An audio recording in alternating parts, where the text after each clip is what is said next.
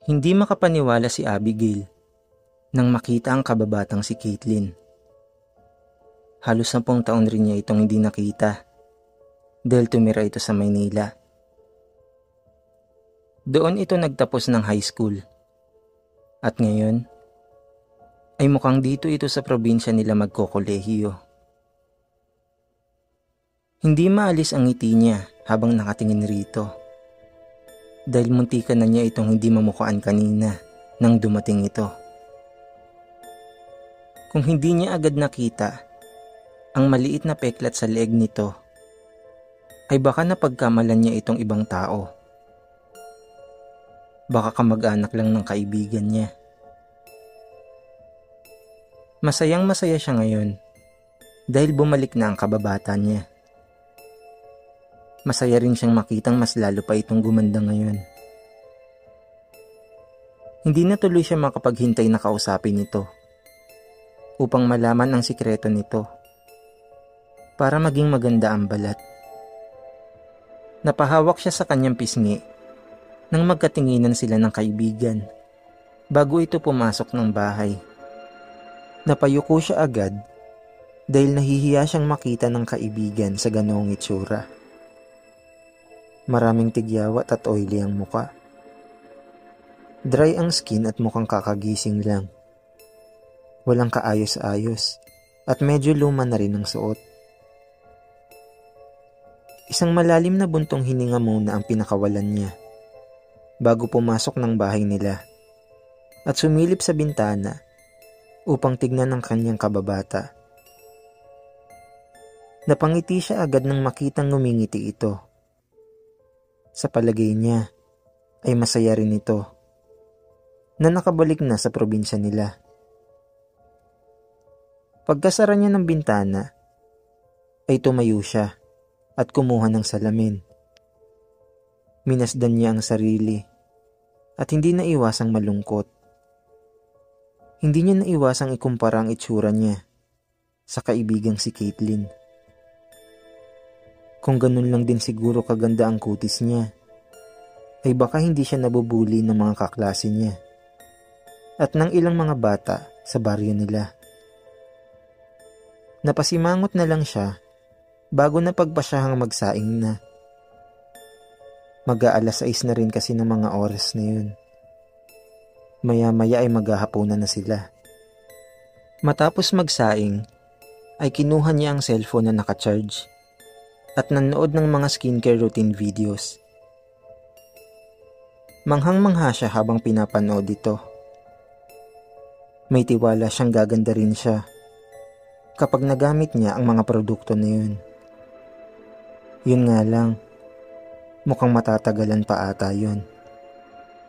Dahil wala pa siyang pera sa ngayon. Nahihiya naman siyang manghingi sa mga magulang niya. Kaya, hihintayin na lang niya ang araw na makaipon siya at makabili ng mga produktong pampaganda. Nang makapaghapunan na sila, lumabas ng bahay si Abigail at pumunta sa bahay ng kaibigan niya. Tahimik siyang pumunta doon at sumilip sa bintana malapit sa sala. Sinilip niya kung anong ginagawa ni Caitlyn at napakunot ang noon niya nang makitang kumakain ito ng maliliit na hiwa ng karne mula sa isang banga. Sandali niyang inisip kung anong karne yun. Napangiti siya nang ma-realize na baka yun ang sikreto ng kababata niya. Kaya nananatiling maganda ang kutis nito magpahanggang ngayon. Kumatok siya sa bintana at napalingon sa direksyon niya si Caitlyn. Isang makabuluhang ngiti muna ang ginawa nito bago ito lumapit sa kanya at sinabihan siyang pumasok sa loob. Napatango lang siya bago dumaan sa bintana papasok ng bahay. Nang nasa loob na, ay pinapunta siya nito sa lamesa kung saan naroon ang banga. Inalok siya nitong kumuha ng karne doon at hindi naman niya ito tinanggihan. Nakangiti siyang kumuha ng isang hiwa doon at kinain yun ng mabilis.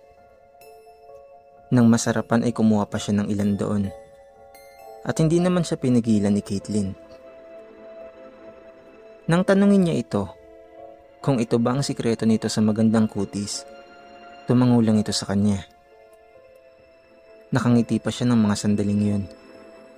Bago niya marinig kung mula saan ang karne kinakain nilang dalawa, biglang bumaliktad ang sikmura niya nang malamang galing ito sa isang batang paslit na pinatay ni Caitlin bago ito pumunta ng probinsya nila.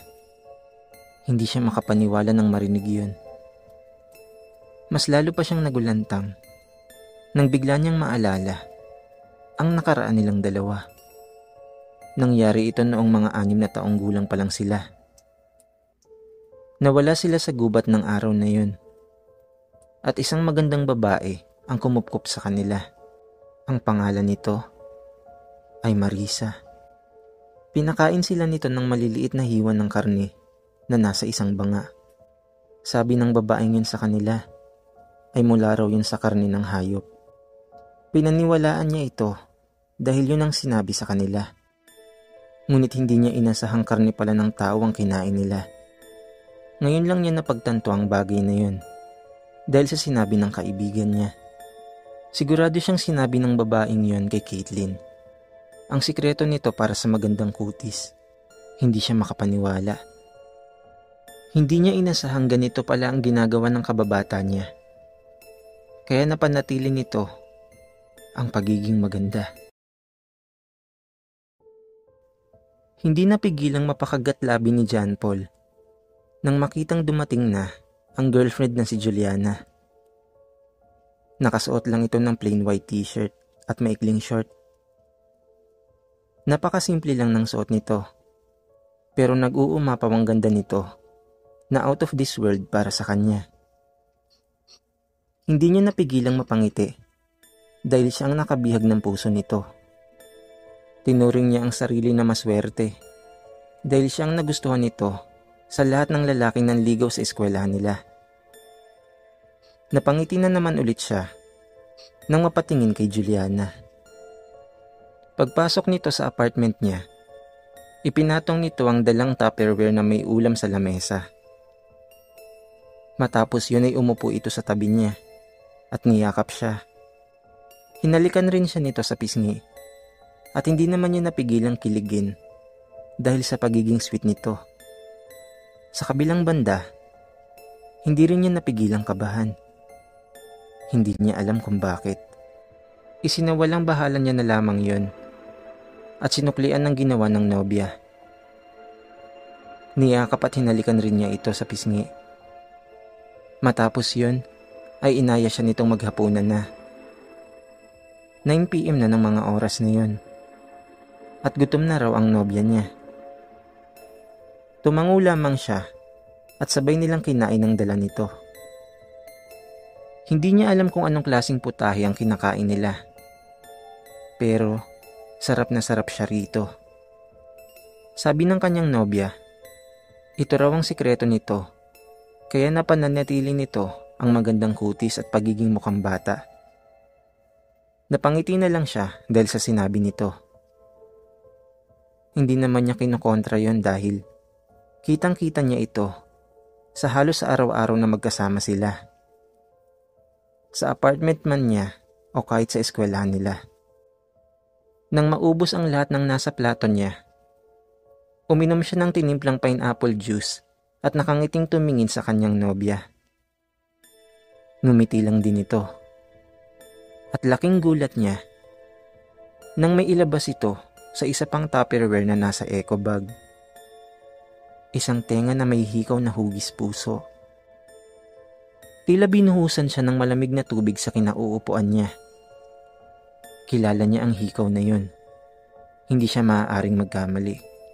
Binigay niya yun sa babaeng nililigawan niya ngayon, na si Doreen. Nanlaki ang mga mata niya. Anong ibig sabihin nito? Napatayo siya sa kinauupuan nang bigyan siya ng kanyang nobya ng isang nakakakilabot na ngiti. Isang ngiti na nagpatayo ng balahibo sa buong katawan niya. Ramdam niya ang panginginig ng mga tuhod niya. takot na siya. Ito ang unang beses na nakita niyang ganun ang itsura ni Juliana. Tila wala ito sa sariling katinoan. Bago pa siya makapagsalita, ay binigay na nito ang sagot sa tanong niya. Hindi siya nagkamali ng naisip. Karne ng babaeng nililigawan niya ngayon ang kinain nila kanina. Nang marinig niya yun, hindi niya napigilang masuka. Tinawanan lang siya ni Juliana. Matapos yun, ay sinabi nito ang dahilan kung bakit nito ginawa ang bagay na yun. Nabasa raw kasi nito ang convo nilang dalawa ni Doreen, kung saan pinapili siya nito. Kung tatakpan o titikman. At ang sinagot niya rito ay titikman. Kaya naman, pinatay ito ni Juliana. Dahil yun naman ang gusto niya, ang matikman si Doreen. Hindi siya makapaniwala dahil sa narinig niya. Magkahalong takot at lungkot ang naramdaman niya ng mga sandaling yun. Dumoble pa yun nang lapitan siya ni Juliana at tutukan ng kutsilyo sa kanyang pisngi. Bumulong ito. Na kung uulitin pa niya ang panloloko rito, ay hindi ito magdadalawang isip na patayin siya at ipakain ng karne niya sa kanyang pamilya. At kung sakaling magsumbong naman siya sa iba, papatayin nito ang lahat ng taong malapit sa kanya. Napatango na lamang siya at hinalikan siya sa pisngi ni Juliana. Niyakap siya nito habang may nakatutok na kutsilyo sa leeg niya. Natigilan si Michelle sa paglalakad pauwi sa kanila nang makaramdam siya ng ilang patak ng ulan sa kanyang muka.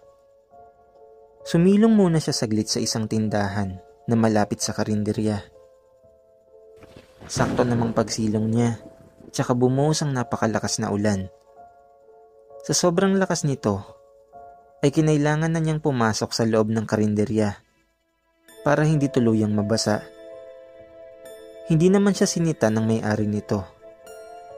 At ito pa nga ang nagsabing sumilong na muna siya. Nakita kasi nito ang suot niyang uniforme pang eskwela. Kaya pinahintulutan siya nito. Wala ring customer ng mga oras na yun.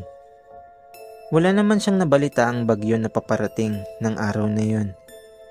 Kaya hindi niya naiwasang mapaisip kung bakit umulan ng malakas. Napasimangot na lang siya habang pinapanood ang ulan mula sa karinderya. Pasado 7:00 na yun ng gabi at hindi pa siya nakakauwi sa kanila. Tiyak na mag-aalala ang kanyang ina kung hindi siya makakauwi bago mag-10:00 ng gabi. Oras na kasi yun ng pagtulog nila. At dahil hindi pa naghahapunan, nagdesisyon siyang kumain muna sa karinderya. Umorder lang siya ng 1 cup ng kanin at kalahating ulam na bopis. Nang matanggap ito, ay pumwesto siya malapit sa tabi ng bintana, kung saan kita niya ang ulan sa labas. Minasdan muna niya ito ng mga 10 segundo bago siya nagsimulang kumain. Mabagal lang ang bawat subo niya. Hindi na niya minadali ang sariling kumain dahil mukhang matagal pa titila ang ulan. Baka abutin pa ito ng 1 oras bago tumila o humina. Napasimangot na naman siya. Kung dinala lang sana niya ang payong na binigay sa kanya ng kanyang ina kaninang umaga, di sana nakauwi na siya sa mga oras na ito. Nadidismaya siya. Dahil hindi niya yun tinanggap, kahit na pwede naman niya itong ilagay sa bag niya. Bilang panghanda, kung sakaling sobrang init sa labas o kagaya nito, umuulan ng malakas. 30 minutes na ang nakalipas at kakatapos lang niyang kumain. Uminom muna siya ng 1 basong malamig na tubig bago tumayo at magbayad ng in-order niya. 30 pesos lang lahat ang babayaran niya. Kumuha siya ng 20 barya sa bulsa ng bag niya at 10 tigpipiso sa bulsa ng palda niya. Ipinatong niya ito sa lagayan ng bayad bago umalis. Sinilip niya ang ulan sa labas. Medyo humina na ito. Sandali siyang napangiti habang nakatingin rito. Palabas na sana siya nang bigla siyang makaramdam ng pagkahilo. Hindi niya alam kung dahil ba ito sa kinain niya. Pero hindi maganda ang pakiramdam niya sa mga nangyayaring ito. Nanlaki ang mga mata niya nang marinig ang boses ng may-ari ng karinderya sa kanyang tabi. Hindi na raw siya makakauwi, sabi nito. Kasabay ang nakakakilabot na pagtawa. Sisigaw na sana siya para humingi ng saklolo nang biglang takpan ang bibig niya ng panyo. Nahilo siya sa amoy ng panyo at ilang saglit pa ay tuluyan na siyang nawala ng malay. Hinila ang katawan niya papunta sa isang kwarto at doon ginapos ang dalawang kamay at paa niya. Kasama ang iba pang biktima. Binusalan rin ang bibig niya para hindi siya makahingi ng saklolo kapag nagising na siya. Matapos yun, ay lumabas ng silid ang may-ari at bumalik sa pwesto nito kanina. Ilang saglit pa, isang lalaking estudyante ang sumilong sa labas ng karinderya. May dala itong payong. Nilapitan ito ng may-ari at sinabihang pumasok muna sa loob at doon magpatila. Tinanggap naman ng estudyante ang alok nito. Pagbalik nito sa dating pwesto, isang makabuluhang ngiti ang ginawa nito. Dahil mukhang may isa pa itong magiging biktima.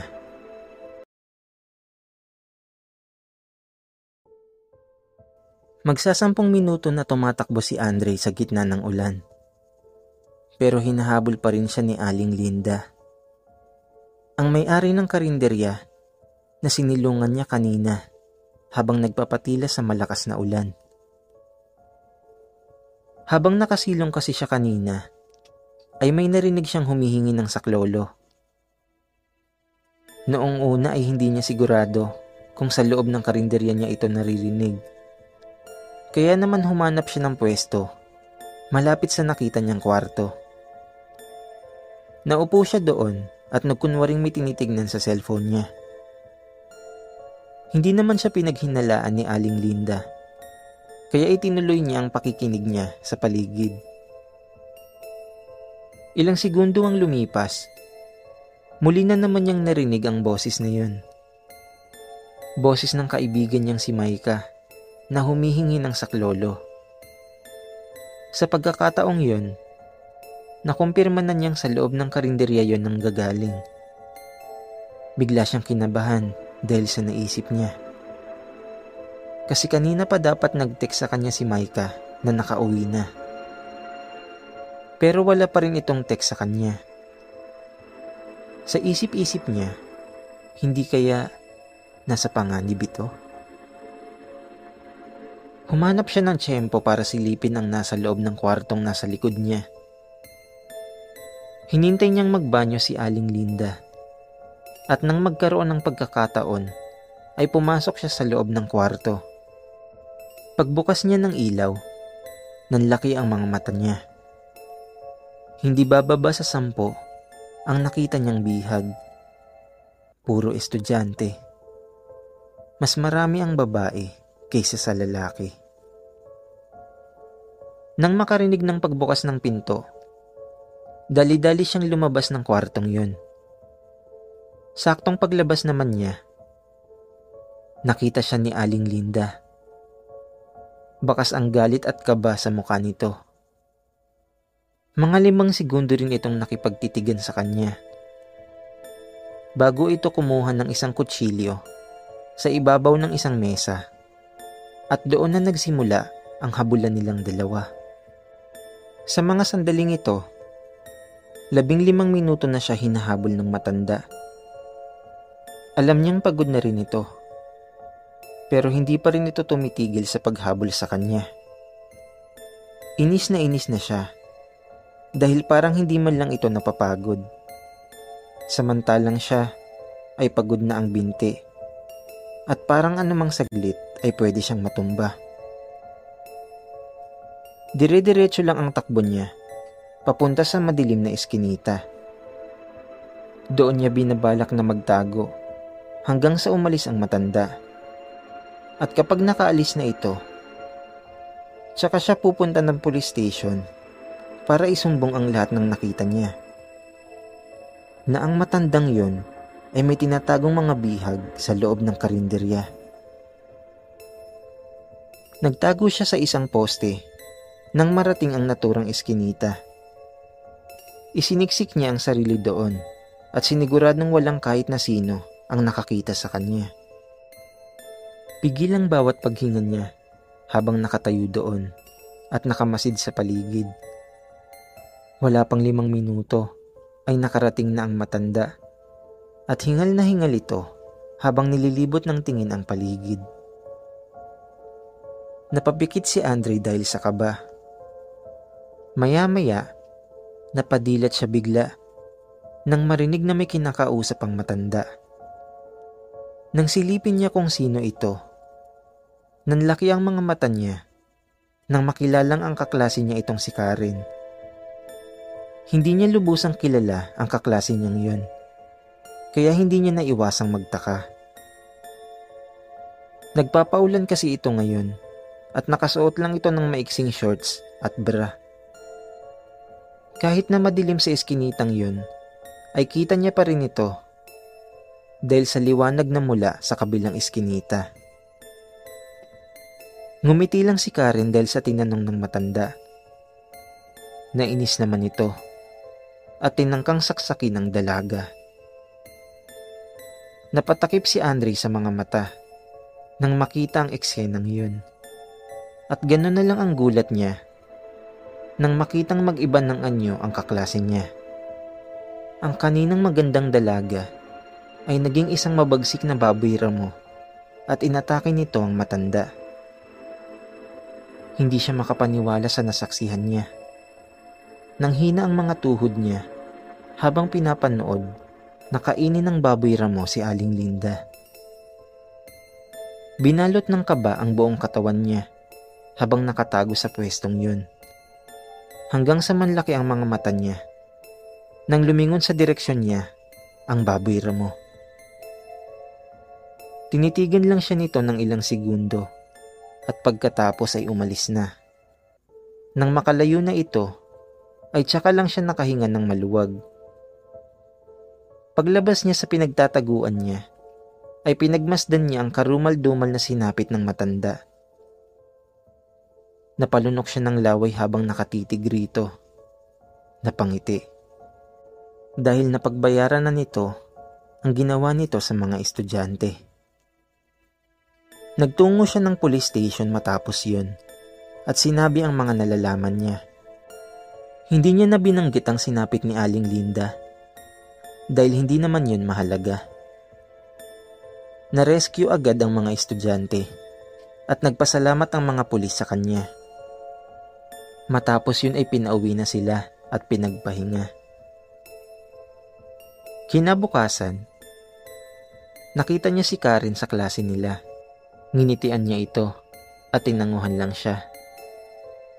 Malaki ang pasasalamat niya dito dahil nakaligtas siya sa kamay ng matanda. At bilang ganti sa ginawa nito, nilihim niya ang totoong pagkatao nito na isa itong aswang. At ang ginagawa nito sa gabi sa tuwing umuulan. Natigilan si Juancho sa paglalakad nang mapansin niyang may sumusunod sa kanya. Pasado 8:00 na ng gabi ng mga oras na yun. At pauwi pa lang siya galing sa lakwatsa. Nilibot niya ng tingin ang paligid. Ngunit isang malamig na simoy ng hangin lang ang naramdaman niya. Wala siyang kahit na sinong nakita. Wala. Tahimik ang kahabaan ng kalsada. Walang sasakyan at walang taong naglalakad maliban sa kanya.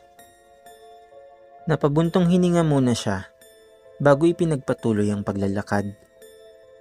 Mas binilisan pa niya ang lakad at nagpapasalamat siya dahil walang nangyaring masama sa kanya. Nakauwi siya ng ligtas sa bahay nila. Yun nga lang, tulog na ang lahat ng kasama niya. Siya na lang pala ang gising ng mga oras na yun. At hindi pa siya naghahapunan. Nagdadalawang isip tuloy siya kung sa kusina ba siya kakain o kung sa kwarto na lang niya. Baka kasi mapagalitan siya ng tiyahin niya kapag nag-ingay siya.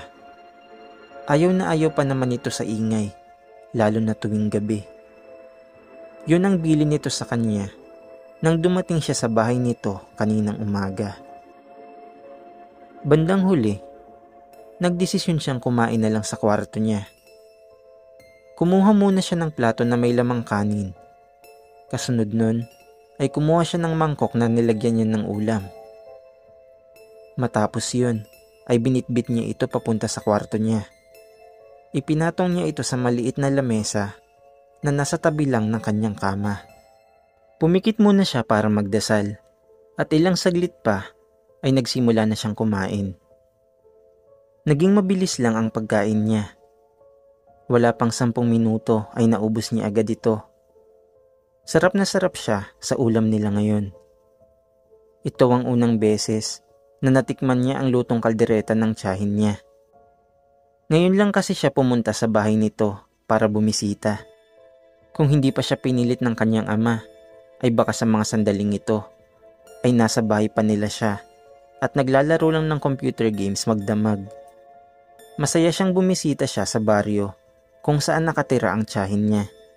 Dahil nakita niya ulit ang mga dati niyang barkada at meron pa siyang mga bagong nakilala kanina. Palabas na sana siya ng kwarto para kumuha ng tubig sa kusina nang bigla siyang matigilan dahil sa kakaibang ingay na narinig niya. Mula ito sa kwarto ng tiyahin niya na nasa tabi lang ng kwarto niya. Medyo bukas ang pinto doon, kaya naman naisipan niyang silipin kung anong pinagmumulan ng ingay na narinig niya. At gano'n na lang ang gulat niya nang makitang may kinakain na hilaw na karne ang tiyahin niya. Nakaupo ito sa pinakasulok ng kwarto at nanlilisik pa ang mga mata nito. Nang mapadako ang tingin nito sa direksyon niya, ay napaatras siya at agad na napatago sa ilalim ng lamesa. Sakto namang pagpunta niya doon ay ang paglabas ng tiyahin niya mula sa kwarto. Kitang-kita niya ito sa pwesto niya dahil gawa sa salamin ang lamesa. Duguan ang bibig nito at tila wala ito sa sarili nitong katinuan. Mabagal itong naglakad sa paligid ng bahay habang may hawak na karne sa kanang kamay. Pangiti-ngiti rin ito. Hindi niya naiwasang kilabutan dahil sa kinikilos nito. Maya-maya ay napasigaw siya ng malakas nang bigla itong lumingon sa direksyon niya. Ngumiti muna ito bago yumuko at nakipagtitigan sa kanya. Nawalan siya ng malay, ilang saglit lang matapos yun. Nang magising siya, umaga na. Nakahiga na siya sa kanyang kama at nakakumot pa. Hindi tuloy niya alam kung panaginip lang ba ang mga nangyari kagabi o kung totoo ang lahat ng yun. Nang makabangon, ay bumukas ang pinto ng kwarto niya. Nakita niya ang tiyahin na si Nora. Nakangiti ito sa kanya at sumisenyas na wag maingay, na nagpataas ng lahat ng balahibo sa katawan niya. Naglaho ang pagod ni Galvin sa napakahabang biyahe nang sandaling marating na niya ang bayan kung saan nakatira ang tiyahin na si Aling Marta. Ang bayan ng Santa Barbara. Hindi niya naiwasang mapangiti habang minamasdan ng kalsada. Kitang-kita niya kasi mula sa kinatatayuan niya ang mga nakapila sa lugawan ng tiyahin niya. Masaya siyang makita na marami pa rin palang bumibili sa lugawan nito kahit na matagal na ang pwesto nito. Nakangiti siyang naglakad papunta doon. Bitbit ang itim na bag na dala niya. Wala siyang pakialam kahit na maraming taong nakatingin sa kanya. Dahil batid niyang hanggang tingin lang naman ang mga ito. Hindi siya magagawang saktan ng mga ito dahil tiyahin niya ang may-ari ng sikat na lugawan sa bayang ito. Nang marating ang lugawan, ay napangiti siya. Binasa niya muna ang karatulang nakapaskil sa labas bago pumasok sa loob at agad na hinanap ang tiyahin niya. Pagpasok pa lang niya, ay nakita siya agad nito. Nilapitan niya agad ito at tinulungan na mag-serve ng lugaw na in-order ng isa sa mga customer. Matapos yun, ay pumunta siya sa pwesto kung saan nakaupo ang tiyahin niya. Agad na niyakap siya nito at winelcome sa lugawan at sa bayang kinaroroonan nila. Bilin nito sa kanya, huwag siyang lalabas kapag 6:00 na ng gabi. Huwag rin daw siyang makikipag-away sa mga tao dito sa bayan ng Santa Barbara kung ayaw niyang hindi na makauwi sa Maynila. Tumangulang siya at hinatid na siya nito sa bahay na nasa likod lang ng lugawan. Iniwan siya doon ng tiyahin niya dahil may kailangan pa raw itong asikasuhin. Hindi nito sinabi kung ano yun, kaya naman hindi niya naiwasang isipin. Gusto nga sana niya itong tulungan sa lugawan pero tumanggi ito sa alok niya na labis niyang ipinagtataka. Dahil noong bata pa naman siya ay pinapatulong siya nito sa lugawan, pati ang kanyang ina. Isinawalang bahala niya na lamang yon at nanood na lang siya ng palabas sa maliit na TV na nasa sala. 5 PM pa lang naman ang mga oras na yun. Ngunit pagbukas niya ng TV ay hindi na pala gumagana yun. Wala itong andar at walang picture na lumalabas. Wala ka ring tunog na maririnig at wala ring signal. Mabilis siyang napamura dahil hindi niya inasahang ganito pa rin pala sa bahay ng tiyahin niya. Ang akala pa naman niya ay may ayos na TV at wifi dito. Ngunit mukhang nagkamali siya. Wala pa rin palang ipinagbago. Sandali siyang natawa bago kinuha ang cellphone na nasa bag niya. Napamura na naman siya nang makitang wala ring signal dito ang cellphone niya. Nang dahil doon ay nainis siya. Kaya pala wala siyang nare-receive na tawag sa mama niya kanina pa dahil walang signal dito sa lugar na pinuntahan niya. Hindi tuloy niya napigilang mapaisip kung bakit siya pinapunta nito dito. Alam naman nitong hindi siya tumatagal sa ganitong klase ng lugar. Tinignan niya ang orasan na nakasabit malapit sa pintuan. 5:30 PM. May 30 minutes pa bago mag-6, kaya naisipan niyang lumabas muna ng bahay at maglakad-lakad sa labas. Palihim siyang dumaan sa gilid ng lugawan habang nakayukong naglalakad. Nang makakuha ng tiyempo, ay tumakbo siya papunta sa kalsada at diniretso ang kahabaan nito.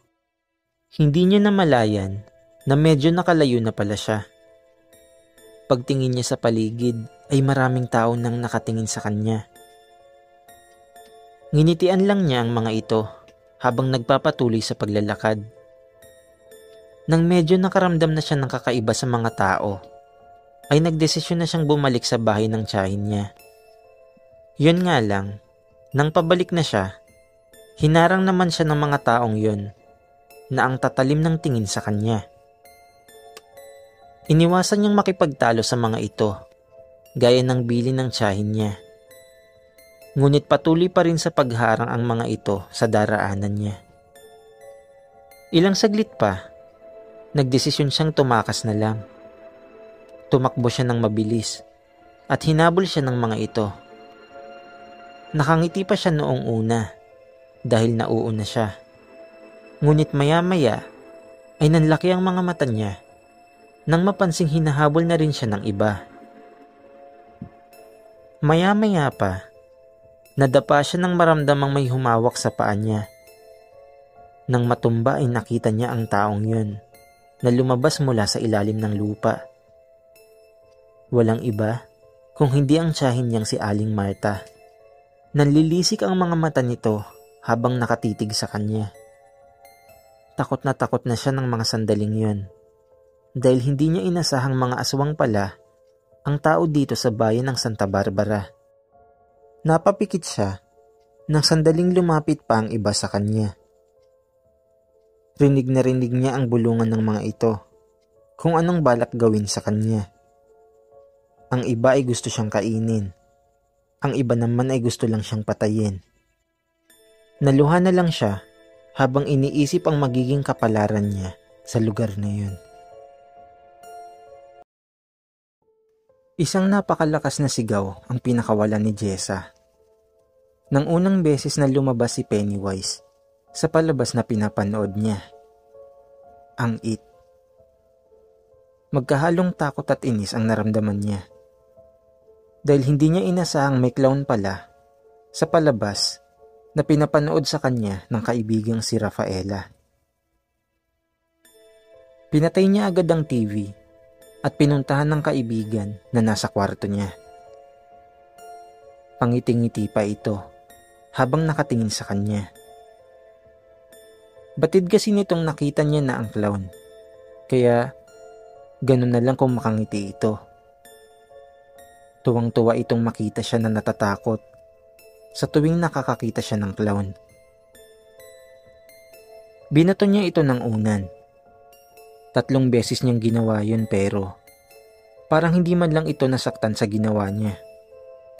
Tuwang-tuwa pa ito dahil mas lalo lang siyang naiinis. Gustuhin man niyang isumbong sa mama at papa niya ito ay hindi niya magawa dahil wala pa ang mga ito sa bahay nila. Nasa probinsya pa ang mga ito. Binisita kasi nito ang lolo't lola niya. Sa susunod na linggo pa ang uwi nito. Kaya naman, silang dalawa lang ng kaibigan / kababatan niya ang magkasama ngayon sa bahay nila. Wala naman siyang ibang kapatid, kaya nakiusap ang mama niya na samahan muna siya ni Rafaela. Sa kabilang kalsada lang naman ang bahay nito. Pinapasama nga siya sa probinsya nila, pero tumanggi siya. Hindi kasi maganda ang nakaraan niya sa lugar na yun. Siya lang ang nakakaalam nun. At yun ang pangunahing dahilan kung bakit takot na takot siya sa mga clown. Napaiyak na lang siya dahil sa ginawa ng kaibigan niya. Nagtiwala pa naman siyang magandang palabas ang papanoorin nila, pero pinagtripan lang siya nito. Pinapanood siya nito ng clown. Alam naman itong takot siya rito. Naiinis tuloy siya. Dahil ginagawang katatawanan ng kaibigan niya ang takot niya.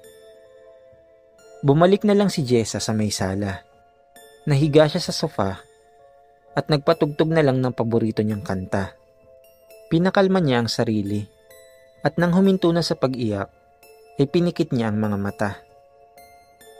Inalala niya ang mga nangyari noong bata pa siya, na sariwang-sariwa pa rin sa alaala niya. 6 na taong gulang pa lang siya nang mangyari yun. Kasalukuyang nasa trabaho ang mga magulang niya ng mga oras na yun. At ang nautusang sumundo sa kanya ay ang tito niyang si Ben. Mga bandang 3 PM na nun, pero wala pa ring sumusundo sa kanya. Naisip niya, baka natutulog ang tito niya. Kaya lumabas na siya ng school at mag-isang umuwi sa kanila. Nakakadalawang kanto pa lang siya, ay may nakita siyang birthday party. Hindi niya kilala kung sino ang may birthday doon, pero inaya siya ng ilang bata na nandoon. Hindi naman siya tumanggi. Nakikain at nakisaya siya doon. Tumagal yun ng halos kalahating oras, hanggang sa mapagpasyahan niyang umuwi na. Nang paalis na siya, sakto namang kararating lang ng mga clown. 3 clown ang dumating, na labis na ipinagtataka ng mga bata. Ang akala kasi nila ay isang clown lang ang dadating. Tuwang-tuwa ang lahat ng bisita dahil ang akala nila ay isang masayang birthday party ang mangyayari kasunod nun. Ngunit hindi nila inasahan ang mga sumunod na nangyari. Mabilis na napatakbo pa uwi si Jessa nang masaksihan niya ang ginawa ng mga clown sa lahat ng bisita. Mapabata o matanda, ay walang pinili ang mga ito. Pinatay nila ang lahat. Takot na takot si Jessa nang makauwi na labis na ipinagtataka ng tito niya. Hindi niya nagawang isumbong dito ang nasaksihan niya dahil hindi siya makapagsalita ng mga sandaling yun. Hanggang sa lumaki na siya, ay wala siyang napagsabihan nang nasaksihan niya ng araw na yun. Nabalita na lang ang nangyaring yun sa lugar nila at walang makapagsabi kung sino ang mga taong yun at kung ano ang motibo nila kung bakit nila ginawa ang krimen na yun. Mabilis na tumulo ang luha sa mga mata ni Jessa habang inaalala ang araw na yun. Nang imulat niya ang mga mata, natigilan siya nang makarinig ng kalabog mula sa itaas. Agad na sinigawan niya si Rafaela dahil nagpapatugtog siya. Ayaw niyang maistorbo sa pinapakinggan niyang kanta. Ipinikit niya ulit ang mga mata at sa ikalawang pagkakataon ay nakarinig naman siya ng pagsigaw. Hindi niya alam kung kaninong sigaw ang narinig niya, kaya naman pinatay niya muna ang pinapatugtog niya. Pinakinggan niyang maigi ang paligid at malinaw na niyang narinig ang sigaw. Boses yun ni Rafaela. Napakunot agad ang noo niya dahil mukhang nananadya na ito. Inis na umakyat siya papunta ng kanyang kwarto at tumambad sa kanya ang kaibigan na nakahandusi sa sahig. Dilat ang mga mata itong binawian ng buhay at naliligo na sa sarili nitong dugo. Agad na nanghina ang mga binti niya dahil sa nakita. Nanlaki ang mga mata niya nang sandaling sumara ang pinto ng kwarto. Nang tumalikod siya, ay tumambad sa kanya ang 3 tao na nakasuot ng maskara ng clown. Kahit na nakamaskara ang mga ito, ay sigurado siyang nakangiti ito sa kanya. At hindi nga siya nagkamali. Dahil nang magtanggal ng maskara ang mga ito, ay nakangiti ito sa kanya. Labis rin siyang nagimbal nang makilala kung sino ang mga taong nakamaskara. Walang iba kung hindi ang mga kapatid ng kanyang ina. Pauwi na galing eskwelahan si Kobe ng araw na yun. Nang mapadaan siya sa isang bagong bukas na pwesto malapit sa eskwelahan nila, ang Randall Shop. Maraming tao ang nasa loob ng tindahan ng mga oras na yun. May nakapaskil kasi sa labas na bawat gamit ay 50 pesos na lang. Kaya naman, naengganyo rin siyang magtingin-tingin. Nakipagsiksikan muna siya bago nakapasok sa loob. Medyo maluwag naman kapag nasa loob ka na, kaya wala ka nang poproblemahin. Malawak ang pwesto ng tindahan. Ang nakakapagtaka nga lang, mapapansin mo na isa lang ang bantay at tauhan nitong tindahan. Isang lalaki. Yung nasa counter lang. Tama kayo. Siya ang may-ari na si Randall. Inumpisahan muna ni Kobe na magtingin-tingin sa mga damit. Nagbabaka sakaling may magustuhan siya at maisuot niya sa nalalapit na debut ng kaibigang si Mariela. Inisa-isa niyang tignan ang mga nakahanger doon, pero wala siyang nakitang pang-alis. Halos puro pambahay lang ang mga nakikita niya.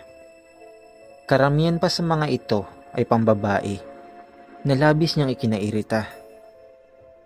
Napadako ang tingin niya sa nakadisplay na kamera. Kinuha niya ito at tinignan kung bagay ba sa kanya habang nakatingin sa isang lumang salamin.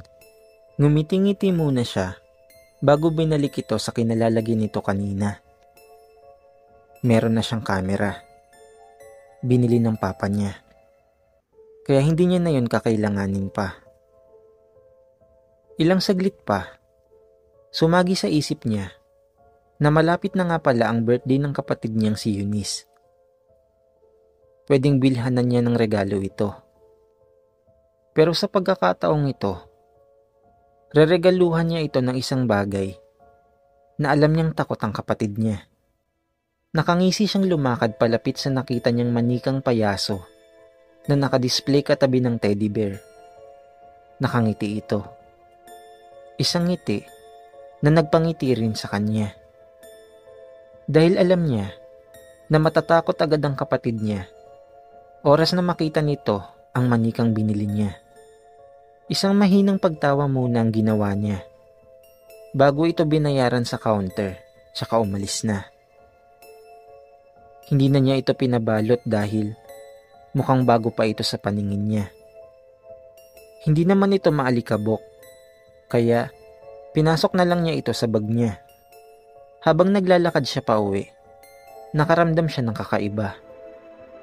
Parang may kumakalabit sa kanya.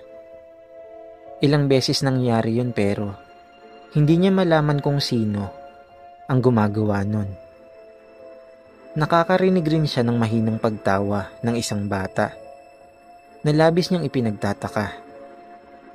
Dahil wala namang bata sa kalsadang dinadaanan niya at mag-isa lang siya ng mga oras na yun.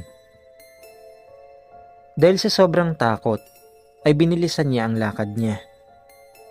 Nang makauwi ay agad siyang dumiretso sa kwarto ng kapatid niya na mahimbing na natutulog at ginising ito kasabay ng paglapag niya ng manikang payaso sa tabi nito.